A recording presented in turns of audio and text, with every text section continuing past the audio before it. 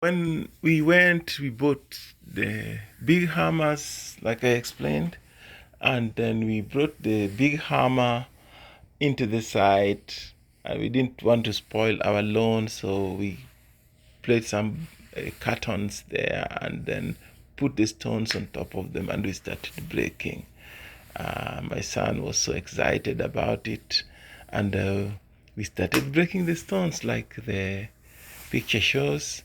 And then I explained it how it is done, and we rocked them. We broke the rocks. We broke them into pebbles, and then we placed them in the driveway. So this is how it started, right behind our house, when we were breaking the rocks, to when we went home and started the whole process, foundation, materials, everything, until we are where we are at the moment, which I will keep updating you as we go on.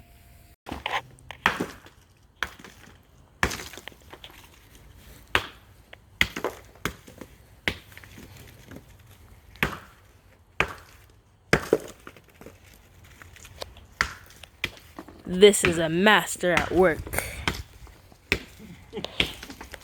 What he's doing, breaking his fingers with the boulder breaker. Yes. Okay, here we go. Bang.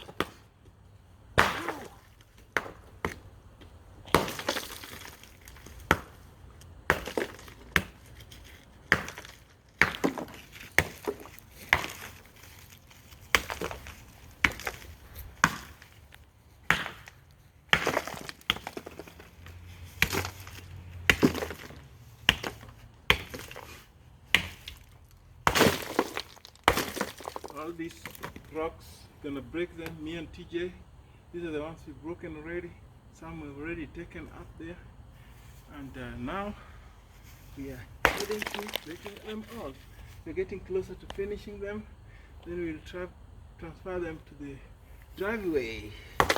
Make a pattern. Yeah? Yeah.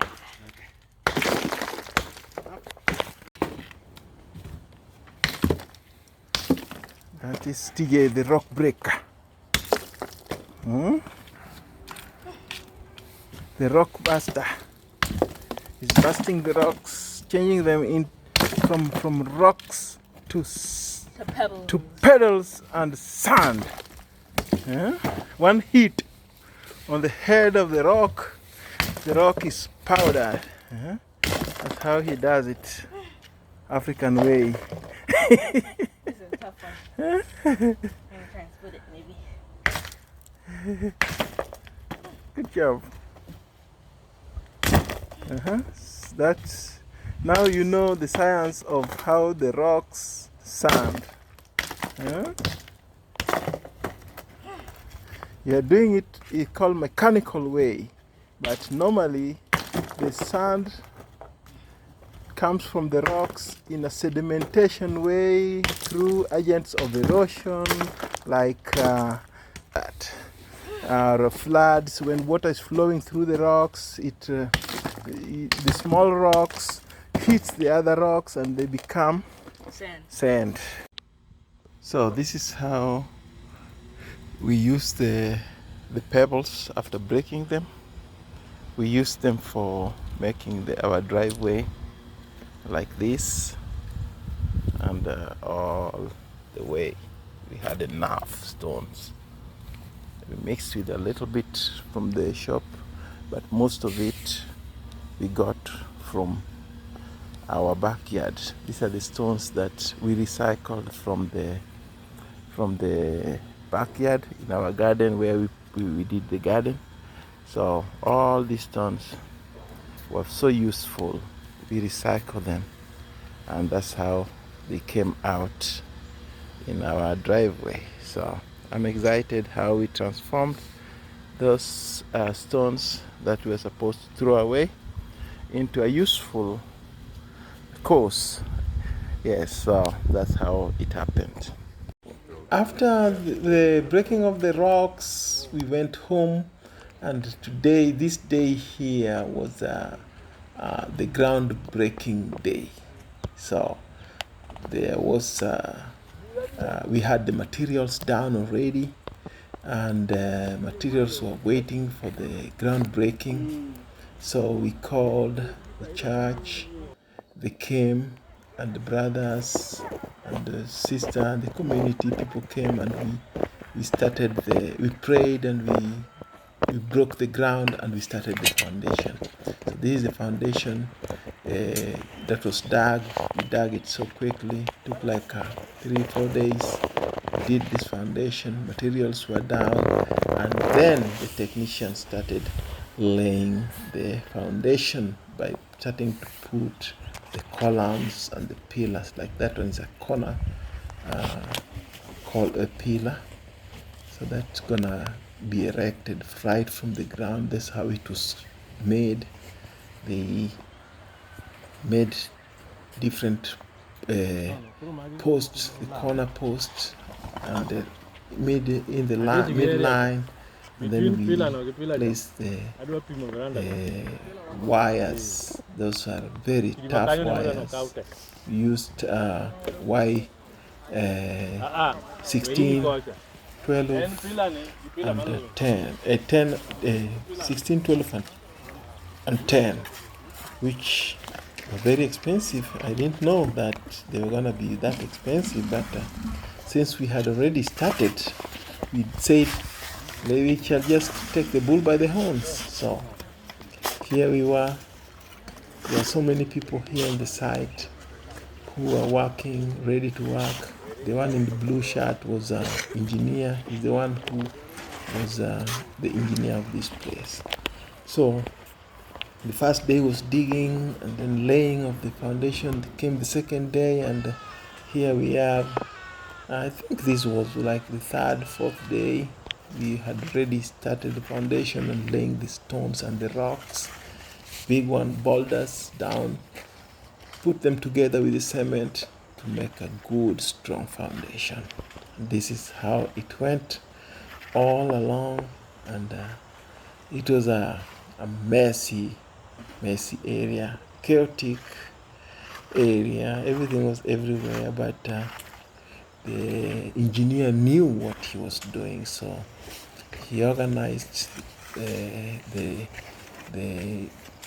technicians around and those who are helping, and we all worked together. The first day was terrible. Second day was even much harder, and it went harder and harder and harder as we went on and on and on until we reached the level where we were on the ground level. So all round was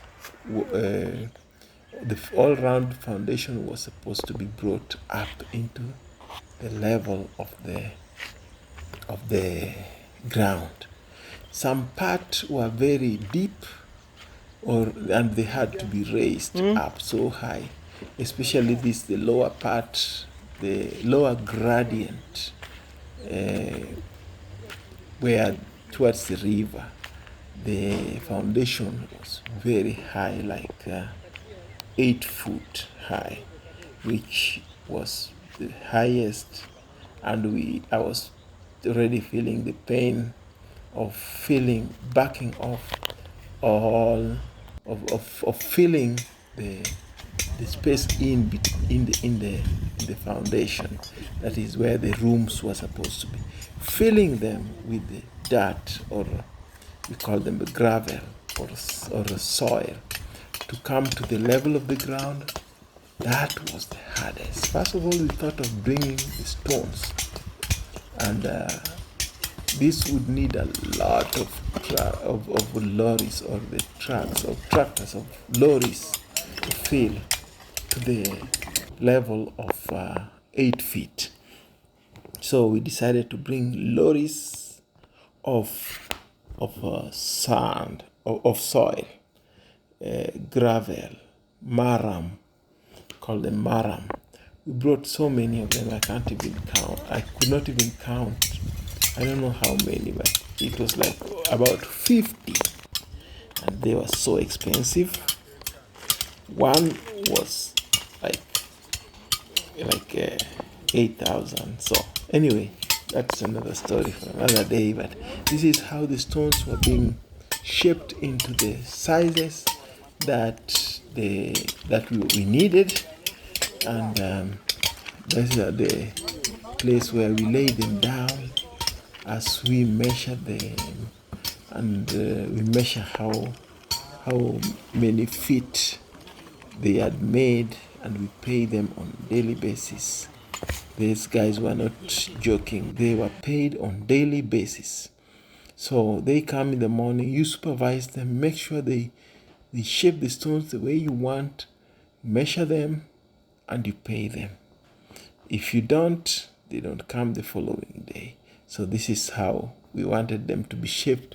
And we shaped so many of them. Look at that, like a nice one.